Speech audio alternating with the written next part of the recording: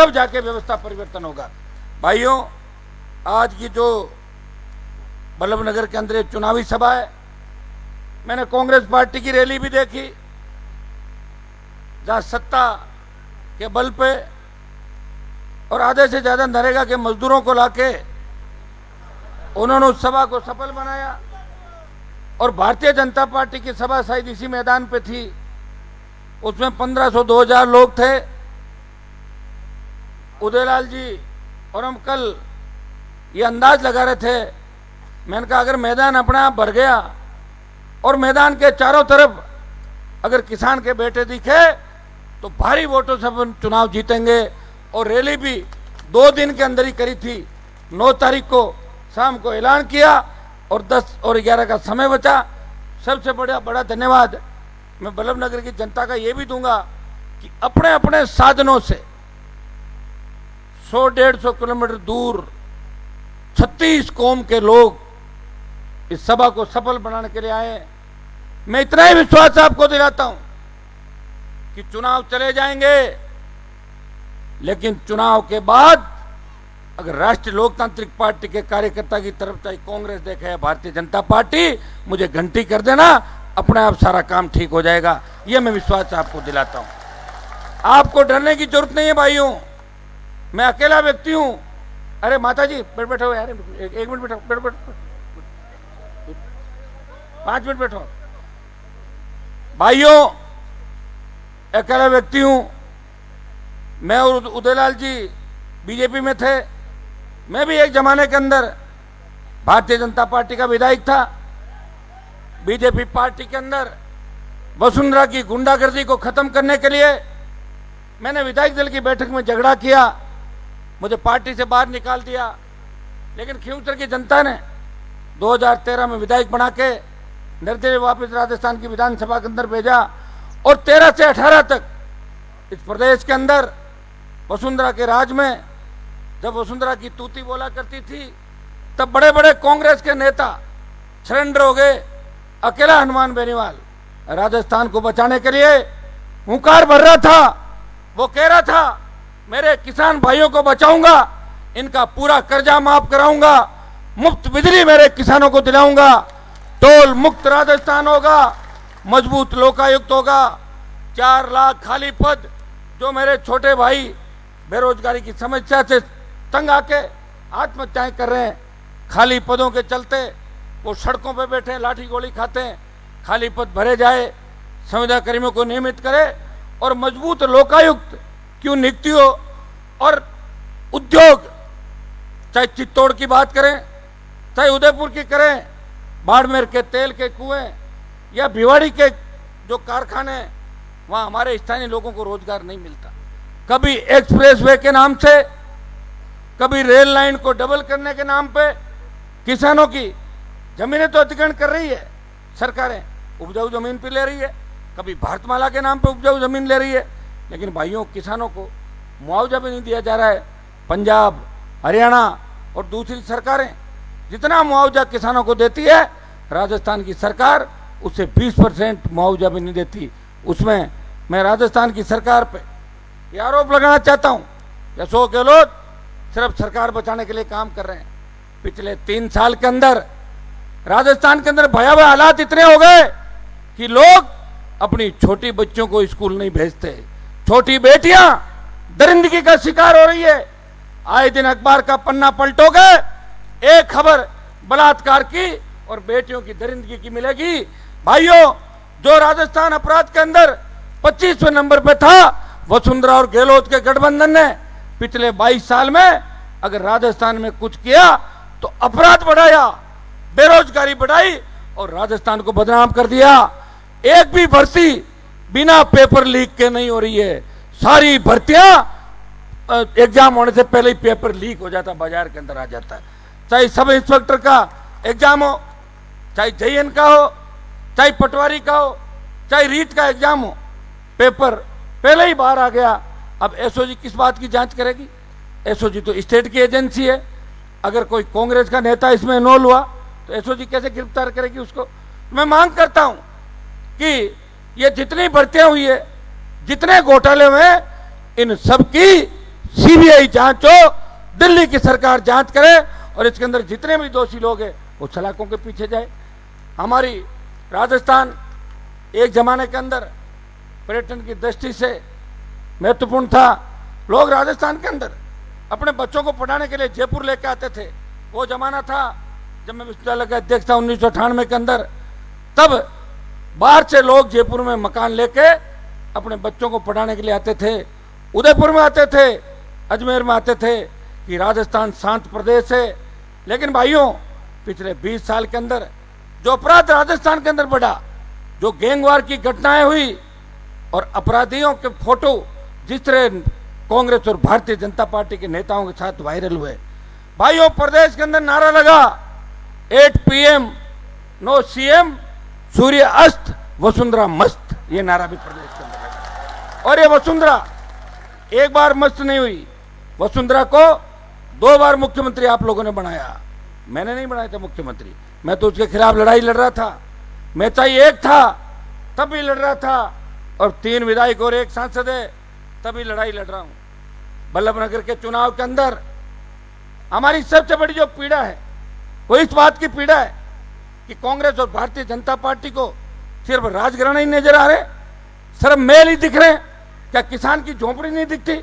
जिन लोगों के रावत समाज के 60,000 से ज्यादा वोट है, यहाँ पे ब्राह्मण समाज के 40 से 50,000 से ज्यादा वोट है, रावत समाज के भंवर जी के 80,000 है। चलो 85,000 बोल दिया मैंने, ठीक है। मैं प्रत्येक ओबीसी के 1.5 लाख वोट हैं, जिसमें डांगी से लेकर तमाम जातियां आ जाती है।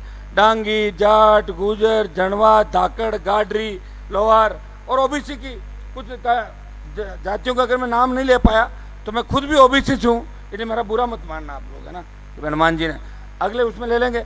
लेकिन तमाम लोगों को उम्मीदवार भी बनाया। यह मैं पढ़ रहा था कि यहाँ सर्व समाज को हमेशा धोखा मिला।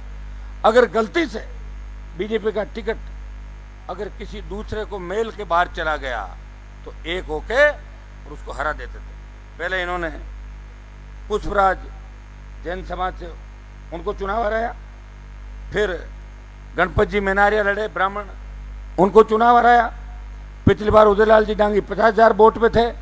माता जी बैठ जाओ ना, 1 मिनट सुनो, 1 मिनट बिठा दो यार। 50,000 वोट मिले इनको, लेकिन लास्ट मोमेंट पे ये सब गढ़ किलो वाले एक हो गए और एक होके और उदयलाल जी को चुनाव हरा दिया। अब की बार इनकी टिकट काट दी। पहले इनको 5 साल का क्या पंचायतों में प्रधान बनाओ। मैं धन्यवाद दूंगा देवीलाल जी प्रधान का, दोनों प्रधानों का, कि आप लोग भारतीय जनता पार्टी का दामन छोड़ के उदयलाल जी के साथ खड़े हो। मैं आपको विश्वास दिलाता हूं आप पे किसी तरह की आंच नहीं आएगी। आज के समय तो हनुमान जी की ताती बांधने से भूत प्रेत भाग जाते हैं। मैं तो खुद आपके बीच हूं, आप निश्चिंत रहें, आप सही जगह पर आ गए, एकदम सेफ हो, किसी तरह की चिंता नहीं। दिल्ली तक मैं इन सबको, पूरी मंडल अध्यक्ष जितने भी आए, इन सबको भी धन्यवाद दूंगा कि इन सब ने उदयलाल जी का बुरे वक्त के अंदर साथ दिया था। उदयलाल जी, आपको चिंतित होने की आवश्यकता नहीं है। यह आपका प्यार था बीजेपी के प्रति। आपने वहां लड़ाई लड़ी, उस पार्टी को गांव गांव ढाणी ढाणी पहुंचाया, अनेकों संघर्ष करके इन राजघरानों के खिलाफ लड़ाई लड़के अपनी जान हथेली पे रख के बल्लभनगर के अंदर आपने भारतीय जनता पार्टी का परचम फहराया। लेकिन आपको धोखा मिला, पार्टी के नेताओं ने धोखा दिया होगा, लेकिन बल्लभनगर की जनता उदयलाल डांगी को धोखा नहीं देगी, वो साथ रहेगी और दिल्ली तक संदेश देगी कि पैराशूट उम्मीदवार अगर उतारोगे उनको वैसे ही पैक करके भेज देंगे जैसे खींवसर और नागौर के अंदर हमेशा कांग्रेस भाजपा को पैक करके वापस भेजते हैं। ये काम बल्लभनगर के अंदर भी करना। मैं इतना विश्वास आपको दिलाता हूं, भगवान ना करे अब कोई 23 से पहले उपचुनाव हो, क्योंकि हमें भी दिक्कत होती, सब जगह चुनाव लड़ना पड़ता। चुनाव नहीं लड़ा पाए तो लोग कहते चुनाव नहीं लड़ा पाए, और लड़ा पाए तो 10 तरह की बात करते हैं। कोई कह रहा है आप अपनी पार्टी का परिचय कराना आए हो। मैंने कहा पार्टी का परिचय तो 18 के अंदर ही हो गया था, जब कपासन में 30,000 और आसीन में 45,000 से ज़्यादा वोट मिले थे। या कोई उम्मीदवार उतार के और मैं बीच में छोड़ के भाग जाऊं दूसरे नेताओं की तरह, ऐसा अनुमान बेनीवाल नहीं है। मैंने इनको ये वादा किया था कि उदयलाल जी आप चुनाव लड़ो। और बड़ी ताकतें दिल्ली जयपुर के अंदर, मैंने सारी बड़ी ताकतों को देश के अंदर देखा है। आदमी अगर मजबूत होता है, बड़ी ताकतें पीछे हट जाती है, और अपने अंदर कमजोरी अगर होती है तो निश्चित रूप से किसी व्यक्ति का नुकसान भी हो सकता है। इस काजल की कोठरी के अंदर रहते हुए 20 साल में 3-4 राजस्थान के मुख्यमंत्रियों से लड़ा, हार्डकोर अपराधियों से लड़ा, गरीब किसान का बेटा हूं, झोली भी नहीं फैलाई कभी। स्वाभिमानी इतना हूं कि झोली लेके नहीं गया कि मेरी झोली में पैसा डाल दो, या कई लोग मांगते हैं ना, कई पार्टियों में मांगते हैं 2 किलो आटा दे दो, 3 किलो ये दे दो, हम धरना दे रहे। ऐसा काम नहीं किया जीवन के अंदर, और करूंगा भी नहीं। मुझे पता है जिस दिन मुझे आवश्यकता पड़ेगी उस दिन धन की व्यवस्था भी राजस्थान की जनता करेगी। हनुमान बेनीवाला भी एक ही काम कर रहा है। धौलपुर से लेके बाड़मेर और गंगानगर से लेके उदयपुर, डूंगरपुर, बांसवाड़ा तक सब किसान के बेटों को संगठित करके दलित, शोषित, पीड़ित, SC, ST, OBC के मेरे छोटे भाइयों को न तो आरक्षण का पूरा हक मिल रहा है, न उन्हें छात्रवृत्तियां मिल रही है, न उन्हें पूरी नौकरियां मिल रही है। कहने कोई आरक्षण है, लेकिन आरक्षण को भी धीरे धीरे खाने की कोशिश की जा रही है। इसके लिए भी आने वाले समय के लिए आप संगठित हो जाओ। भाइयों, मैंने उदयलाल जी को प्रॉमिस किया कि चुनाव की पोलिंग जब 6 बजे हो जाएगी इस तारीख को 30 को, उसके बाद अगर आप कहोगे तो मैं उस दिन चला जाऊंगा, नहीं तो दूसरे दिन सुबह चला जाऊंगा। तब तक मेरी पूरी टीम, तीनों विधायक, और कई विधायक बने बने हमारे अनिल बारूपाड़ बैठे, नमस्ते करो खड़े होके, जाइल से सेकंड नंबर रहते, बीजेपी को थर्ड धकेला था, 55,000 वोट लिए थे जाइल से। ऐसे बहुत से, इसी तरह में नाइक खड़े हो। ये अभी उपचुनाव सुजानगढ़ के अंदर, ये आपके भील और नाइक तो एक ही होते हैं ना, हाँ, तो उधर नाइक लिख देते हैं, भील लिखते हैं। 33,000 वोट लिए थे। वसुंधरा इनसे काफी परेशान हो गई थी उस समय। बैठ जाओ भाइयों, यहाँ तमाम समाजों के लोग हैं। हमारे पास छुट्टन यादव भी है, धाकड़ समाज के लोग भी आएंगे, गाड़ी समाज के भी आएंगे। आज तो शुरुआत हुई है, ये तो टेलर है, पिक्चर बाकी है अभी। और पिक्चर जब कहोगे, आज ये संख्या 20 से 25,000 है, अगला रेला जब करेंगे तो ये संख्या 1 लाख कर देंगे, ये जल्दी कर देंगे। और ये रैली चुनाव से पहले करेंगे, करनी है ना, एक रैली बड़ी होती है। पहले एक बार कांग्रेस बीजेपी वालों को देख लेंगे वो कितनी बड़ी कर पाते हैं। मेरी तो इच्छा है कि जहाँ जहाँ जिन जिन समाजों का बाहुल्य है, मेरे भाई हैं, जवान तो हमें सब जानते हैं, बुजुर्ग नाम से जानते हैं, मैं सबकी लड़ाई लड़ता हूँ। मैं कल गोपाल भील, जो भी प्रदेश उपाध्यक्ष के लिए इनको बनाया था, भील समाज का भी बड़ा वोट यहाँ पे, आपकी सादड़ी से लेके, कपासन से लेके, और तमाम बेंगू से लेके, और ये तो पूरा मेवाड़, मावली, भील समाज का बहुत वोट है। लेकिन दुर्भाग्य से दोनों पार्टियां इनको ने तो सत्ता में, संगठन में, और ने जब इनको चुनाव का समय आता तो टिकटें देती है। तो मैंने इनको आश्वस्त किया, आप चिंता नहीं करें। उस समय 18 में लेट हो गए थे, लेकिन अभी लेट नहीं हो, जवान आदमी हो, अभी जुट जाओ, गांव गांव, डाणी डाणी जाना। गोपाल जी, ये बड़ी जिम्मेदारी आपको यहाँ पे दी है कि रिजल्ट राष्ट्रीय लोकतांत्रिक पार्टी के पक्ष में आना चाहिए। मैं धन्यवाद दूंगा रावत समाज को, जो मेरे पास आए 100-150 से ज़्यादा संख्या में प्रमुख लोग, और एक ही बात उन्होंने कही कि हनुमान जी, आपकी पार्टी पे हमें पूरा भरोसा है। इस राजस्थान में जब कांग्रेस और बीजेपी हाथ मिला लेती है किसी मामले के अंदर, जब अन्याय होता है, अन्याय के खिलाफ कोई नहीं बोलता, उस समय एक ही आवाज आती है, वो राष्ट्रीय लोकतांत्रिक पार्टी के सांसद हनुमान बेनीवाल की आवाज आती है, RLP के विधायकों की आवाज आती है कि अन्याय बंद हो। और मेरी आवाज आते ही सरकार भी ढीली हो जाती है तुरंत, ये आप हमेशा देखते रहते हो। तो भाइयों, मैंने रावत समाज के भाइयों को कहा कि आपका भी टिकट का हक और अधिकार है, लेकिन आधे लोगों को पूछा क्या करना चाहिए, बोले अगर डांगी जी लड़ ले RLP से तो मजा आ जाए। मैं क्यों, कैसे, इतने वोट ये हो जाएंगे, इतने ये हो जाएंगे, सारा करके हम साथ मदद कर देंगे। तो मैंने कहा नाराज तो नहीं हो जाओ कहीं कि भाई RLP से रावत समाज नहीं लड़ा। अब आगे अपने पास बहुत कॉन्स्टिट्यूंसी है राजस्थान के अंदर, टाइम भी बहुत है, चुनाव तो अब आने वाले वापिस 2 साल बाद पूरे चुनाव है, हमें लड़ना है इस राजस्थान को बचाने के लिए। धन्यवाद दूंगा रावत समाज के तमाम नेताओं को, सारे जो मंचासीन है मेरे भाइयों को, एक एक करके नाम लूंगा, और कोई चूक जाएगा तभी आप नाराज हो जाओगे। ये तमाम रावत समाज के हमारे जिलाध्यक्ष भाई धर्मेंद्र, जो अजमेर से, यहाँ भंवर सिंह जी, बाबरू जी, सज्जन सिंह जी रावत सेना के जो प्रदेश के अध्यक्ष है, नारंगलाल जी, भाई प्रेम सिंह एडवोकेट, प्रेम आया नहीं क्या? आ गया, ठीक। इन सबको मैं धन्यवाद दूंगा कि मजबूती से आप लोग हमारे साथ खड़े। मैं ब्राह्मण समाज का भी धन्यवाद दूंगा कि मैनार के अंदर बुला के माता जी के दर्शन भी कराए और हजारों नौजवानों ने ये संकल्प लिया कि अब की बार बल्लभ नगर को इन मेलों से आजाद कर देंगे, मेलों से आजाद करके सत्ता किसान के बेटे को सौंप देंगे, विधानसभा किसान के बेटे को भेजेंगे। मैं डांगी जी का इतनी गारंटी ले सकता हूं, मैं गारंटर के तौर पे इनके आया हूं, आपका कोई काम नहीं अटकेगा इस राजस्थान के अंदर। इस राजस्थान की सरकार में दम नहीं कि आरएलपी का काम अटका दे, और न दिल्ली की सरकार में।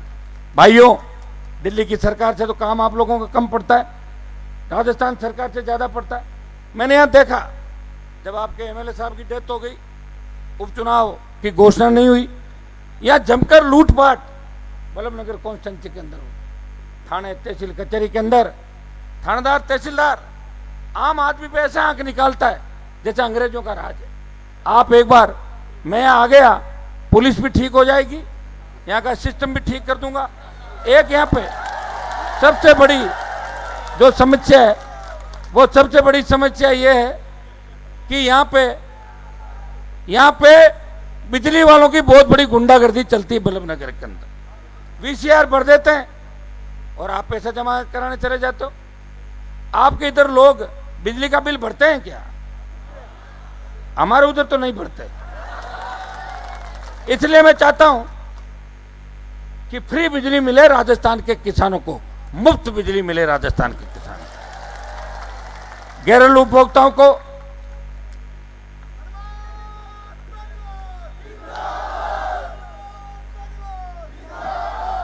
मेरे घरेलू उपभोक्ता भाई हैं, उनको आधी दर पे बिजली मिले।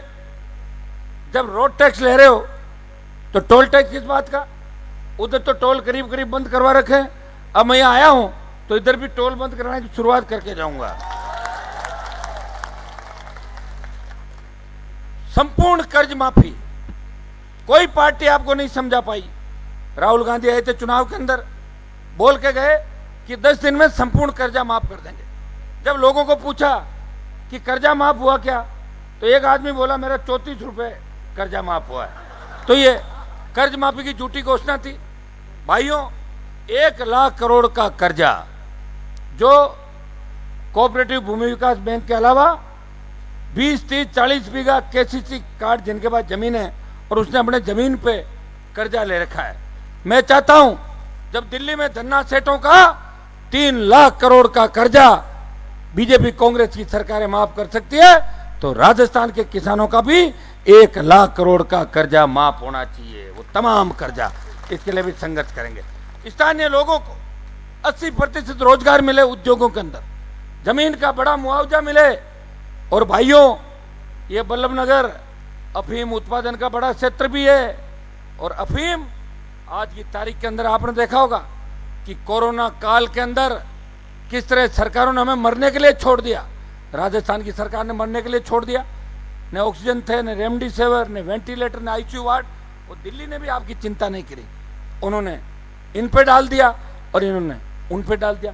कितने लोग हमारे बीच से चले गए, अंदाज भी नहीं है कि लाखों लोग हमारे बीच से चले गए। भाइयों, आज दवाइयां जितनी बनती है उसमें मैक्सिमम दवाइयों के अंदर अफीम की आवश्यकता पड़ती है। अफीम उत्पादन का बड़ा क्षेत्र बल्लभ नगर है। लेकिन मुझे पता लगा कि इस इलाके के किसानों के कुछ पट्टे वापस ले लिए। सही बात है क्या है? मैं आपको विश्वास दिलाता हूं कि वो वापस लिए हुए पट्टे तो दिलाऊंगा ही दिलाऊंगा वापस। लेकिन दूसरा जो नई नीति है उसमें किसान को ज्यादा फायदा नहीं हो रहा है। अफीम की नीति के अंदर बदलाव करा के किसान को उसका ज्यादा लाभ हो, इस दिशा में हम काम करेंगे। बल्लभ नगर के अंदर न सड़क है, न स्कूल है, न बिजली है, पानी है। मैंने देखा सारे जगह सड़क, स्कूल, बिजली, पानी किया बहुत बड़ा अभाव है। चुनाव आप हर समय जीताते हो। अभी मैंने देखा एक कोई बहुत बड़ी फैक्ट्री है उदयलाल जी, उदयलाल जी, एक ये फैक्ट्री है ना बहुत बड़ी बंद पड़ी है, एक फैक्ट्री बंद पड़ी है बहुत बड़ी, एक बहुत बड़ी यूनिवर्सिटी है वो बंद पड़ी है, कितने बीघा जमीन पे फैली हुई है। अब बंद क्यों है इसका कारण मुझे नहीं पता, बंद क्यों है। लेकिन मैं आपको इतना विश्वास दिलाता हूं कि अगर आप लोगों ने मेरे ऊपर भरोसा किया और उदयलाल जी को चुनाव जिताया, जितना विकास खींवसर विधानसभा क्षेत्र में हो रहा है उससे ज्यादा विकास बल्लभनगर की धरती पे होगा, ये मैं विश्वास आपको दिला के जा रहा हूं। और भाइयों, मैं के भागने वाला नेता नहीं हूं, मैदान छोड़ के नहीं भागता। मुझे चुनौती देने में और चुनौती स्वीकार करने के अंदर आनंद आता है। अब उदयलाल जी मेरे साथ मिल गए, मैं तो ये कहना चाहूंगा कि मेवाड़ की धरती पे राजनीति का नया उदय हुआ राष्ट्रीय लोकतांत्रिक पार्टी के रूप में उदयलाल जी का। ये इनके समाज के 15 कॉन्स्टिट्यूंसी के अंदर बड़े वोट हैं। मेवाड़ और कोटा संभाग के अंदर अजमेर भीलवाड़ा से लेकर इन तमाम इलाकों के अंदर ट्राइबल बेल्ट के अलावा तमाम शोषित पीड़ित तबका है, लेकिन उनको राजनीतिक रूप से मजबूत नहीं किया गया, पार्टियों ने उनको टिकटें नहीं दी, इसलिए उनके एमएलए एमपी कम बनते रहे। मैं भरोसा दिलाता हूं कि राष्ट्रीय लोकतांत्रिक पार्टी आप सबको साथ लेके चलेगी। भाइयों, भारी भ्रष्टाचार थाने तहसील कचहरी के अंदर स्थानीय तौर पे, इसके लिए भी इस चुनाव के बाद बड़ा आंदोलन करने की आवश्यकता पड़ी, करेंगे। बल्लभनगर के अंदर ये जो इस राजस्थान को जगाने का अभियान चल रहा है, ये बहुत हॉट सीट है, दिल्ली की नजर भी इस सीट पे। अगर आपने यहां से आरएलपी को जिता दिया तो दोबारा बीजेपी कांग्रेस वाले टिकट देने से पहले 1000 बार सोचेंगे कि टिकट नहीं देंगे। वहां तो व्यक्ति जीतता है, टिकट नहीं जीतती। ये टिकट भी आपको वापिस जिस हवाई जहाज से आई थी उसी हवाई जहाज में वापिस आपको दिल्ली की तरफ लौटाना। भाइयों, 4 तहसीलों में 1 तहसीलदार है। अब बताओ, ये तो हर जगह हालात है। एक पटवारी मुझे मिला 20-30 किलो का बैग लिया हुआ। मैंने सोचा, मैंने कहा क्या आप गांव छोड़ के जा रहे हो, इतना बड़ा बैग क्यों लिया? बोले साहब हमारे कन 5 पटवार मंडल को चार्ज है। तो मैंने कहा हार्ट अटैक हुआ नहीं क्या? बोला हार्ट अटैक हुआ नहीं, गोली खानी चालू कर दी। एक पटवारी 5 पटवार मंडल, एक ग्राम सेवक 7 पंचायत लेके घूम रहा है। ये कौन सा राजस्थान? और कोई नहीं आवाज उठाता। भाई कौन उठाता आपके लिए? एक ही व्यक्ति जो लड़ाई लड़ रहा है। लड़ते लड़ते लंबा राजस्थान है, 12 यहाँ तो 50 तरह की तो भाषा, चंबल के बीड़, आपका इधर ट्राइबल बेल्ट, उत्तर प्रदेश का बॉर्डर जाओ, भारत पाकिस्तान का बॉर्डर, अरावली की पर्वतमालाएं, मैदानी इलाके, हनुमानगढ़ गंगानगर के अलग इलाके, अलग संस्कृति, अलग भाषाएं, लेकिन मजबूत राजस्थान का किसान। मैं आपको विश्वास दिलाता हूं, इस चुनाव के नतीजों के बाद बड़ा रेला जोधपुर की धरती से करेंगे। गहलोत की छाती पे 5 से 10 लाख जवान किसान जुटेंगे और व्यवस्था को बदल के दम लेंगे, राजधानी को घेरेंगे और आवश्यकता पड़ी तो दिल्ली कूच करेंगे। किसानों के मान और सम्मान को नीचा नहीं होने देंगे। यहां विकास नजर नहीं आ रहा मुझे कहीं भी। भाइयों, अभी मेरे से पूर्व वक्ता ने भी कहा कि बीजेपी यहाँ प्रयोगशाला के रूप में काम करी। प्रयोगशाला में क्या करते हैं? नए नए प्रयोग करते रहते हैं। तो कभी किसी को टिकट दिया, उसका काटा, फिर दूसरा समाज लाए, उसका काटा, फिर थर्ड लाया। तो ये प्रयोगशाला तो इसको बंद करना है। और ये जो 36 कौम के लोग यहाँ आज इकट्ठे हुए हैं, मैं सबको धन्यवाद दूंगा। और सबसे बड़ा, एक मिनट आप लोग 1 मिनट सुन के जाएं, पूरी बात 1 मिनट है ना। ये वीर शिरोमणि महाराणा प्रताप को तो इतिहास के अंदर सब लोग पढ़ते हैं, याद भी रखते हैं, लेकिन जो लड़ाई पूंजा भील ने लड़ी थी उनका इतिहास अभी तक ढंग से लिखा नहीं गया। मैं विश्वास दिलाता हूं कि पूंजा भील के बलिदान को व्यर्थ नहीं जाने देंगे। राजस्थान ही नहीं, पूरे देश के अंदर पूंजा भील की बड़ी प्रतिमाएं लगे, बड़ा सम्मान हो और देश में बड़ा सम्मान हो, इसके लिए भी लोकसभा के अंदर भी इस बात को मैं उठाऊंगा। भाइयों, अभी हनुमानगढ़ के अंदर किस तरह किसानों पे कांग्रेस सरकार ने लाठीचार्ज किया। एक तरफ तो कांग्रेस यूपी बॉर्डर पे जाके गिरफ्तारी का नाटक करती है कि हम देश के किसानों के साथ हैं, दूसरी तरफ हनुमानगढ़ के अंदर किसानों को कलेक्ट्रेट में जाने से रोका गया, मारा पीटा। कानून की स्थिति यह है कि वहाँ एक दलित युवक की पिटाई की वीडियो वायरल हुआ और उसके बाद उस पर कार्रवाई हुई। फसलें चौपट हो गई पूरे राजस्थान के अंदर, फसल बीमा प्रीमियम कट रहा है, हर व्यक्ति बर्बादी की ओर है। फसल बीमा कंपनियां बड़े नेताओं के साथ मिलकर और उसको रिजेक्ट कर देती है, फसल बीमा का लाभ नहीं मिल रहा है। मैं विश्वास दिलाता हूं कि बल्लभनगर के अंदर एक तो जीटीबी वीसीआर भरी हुई है आपके पास, जिन्होंने पैसे जमा नहीं कराए वो सारी वीसीआर आप एक जगह इकट्ठी कर लेना। एक दिन कार्यक्रम रखेंगे और सारी वीसीआर को फाड़ के फेंक देंगे, ये मैं आपको विश्वास दिलाता हूं। दूसरा, जो फसलें चौपट हुई है, एक दिन फसल बीमा कंपनियों के खिलाफ भी बड़ा धरना यहाँ जिला मुख्यालय पे बल्लभनगर पे देंगे। यहाँ के किसान की जो भी फसल बर्बाद हुई है उसे फसल बीमा कंपनी से क्लेम दिला के ही दम लेंगे, ये मैं विश्वास आपको दिलाता हूं। भाइयों, बल्लभनगर के अंदर आज मेवाड़ की जिस धरती पे मैं खड़ा हूं, यहाँ जल जंगल जमीन को बचाने के लिए हमारे आदिवासी भाइयों ने बहुत बड़ी लड़ाइयाँ लड़ी, चाहे स्वतंत्रता संग्राम की लड़ाई हो, उसके बाद की लड़ाई हो, और संघर्ष इनसे लोगों ने सीखा है। लेकिन जो बदलाव इस मेवाड़ में होना चाहिए था वो बदलाव नजर नहीं आया। कुछ नेशनल हाईवे जरूर निकले, लेकिन उनके ऊपर से जाओगे, एक तो जमीन हमारी ले ली और टोल देना पड़ता है, तो क्या फायदा नेशनल हाईवे का। तो टोल मुक्त राजस्थान की बात भी हम लगातार कर रहे हैं। भाइयों, आप सब ने मेरे ऊपर भरोसा किया, मैं आपको विश्वास दिलाता हूं कि हनुमान बेनीवाल आपके भरोसे को तोड़ेगा नहीं। इस लोकसभा के अंदर हर एमपी अपने अपने इलाके की बात करता है, लेकिन अगर राजस्थान को विशेष राज्य का दर्जा दिलाने की कोई बात करता है तो नागौर का सांसद राजस्थान को विशेष राज्य का दर्जा दिलाने की बात करता है। नागौर का सांसद ईस्टर्न कैनाल परियोजना, जिसके अंदर धौलपुर भरतपुर से लेके दौसा करौली के 12 जिले आते हैं, उन 12 जिलों को ईस्टर्न कैनाल परियोजना को राष्ट्रीय सिंचाई परियोजना घोषित करके उन इलाकों में खेत खेत सिंचाई का पानी लाने की बात करता है। मैं विश्वास दिलाता हूँ, यहाँ पीने के पानी की भी बड़ी समस्या है। यहाँ एक बड़ा बांध है, जो अगर भर जाए, उस बांध के बनने से बल्लभनगर बागोलिया बांध बनने से बल्लभनगर और आसपास के इलाके के किसानों को खेती में पानी की सिंचाई हो सकती है। दुर्भाग्य से इस तरफ भी किसी ने कदम नहीं उठाया, ध्यान नहीं दिया। मैं विश्वास दिलाता हूं कि हर किसान, कर्ज मुक्त किसान, हर हाथ को रोजगार, भय मुक्त, अपराध मुक्त राजस्थान और वसुंधरा गहलोत का जो गठबंधन है, इस भूत और भूतनी को बोतल में बंद करके बंगाल की खाड़ी के अंदर डालना है, ये बल्लभनगर के अंदर आप लोगों को करना है। भाइयों, आप सब ने जो पिछले 8 घंटे से उदयलाल डांगी को समर्थन देके दिल्ली तक मैसेज दिया है, मैं भरोसा दिलाता हूं हम गांव गांव आपके बीच वापस आएंगे। एक बड़ा रेला भी वापस, जहां भी उदयलाल जी तय करेंगे। आप सबका हृदय से आभार, और तमाम राजस्थान के जो भी नेतागण आए, भाई जिलाध्यक्ष भैरू शंकर को भी धन्यवाद दूंगा, उदयपुर के, जो लगातार यहाँ पिछले कई दिनों से लगा हुआ है।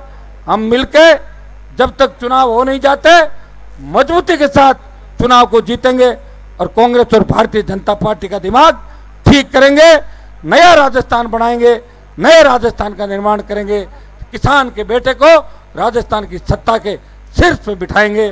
बहुत बहुत आपको धन्यवाद। बोतल का चुनाव चिन्ह है, ये वसुंधरा की दारू वाली बोतल नहीं है, ये पीने के पानी की बोतल है। बच्चा स्कूल जाता है तभी बोतल लेके जाता है, और मेहमान आते हैं बोतल का पानी पिलाते हैं, क्योंकि शुद्ध पेयजल सरकार ने दिया नहीं, इसलिए बोतल का पानी को मैं इसी तरह का स्वच्छ पारदर्शी प्रशासन देने का प्रयास आप लोगों को करूंगा। हनुमान बेनीवाल हमेशा किसान हितों के लिए पहले भी संघर्ष किया, आगे भी संघर्ष करता रहेगा। नए बल्लभनगर का विकास करेंगे, बल्लभनगर को विकास में आगे लेके जाएंगे। उदयलाल जी का समर्थन देने के लिए आप सबको बहुत बहुत धन्यवाद। जय Hind. DJ Tamagason, Singa Bokul Sheba, music by Sharma brothers. किसाना का सरताज डांगी जी का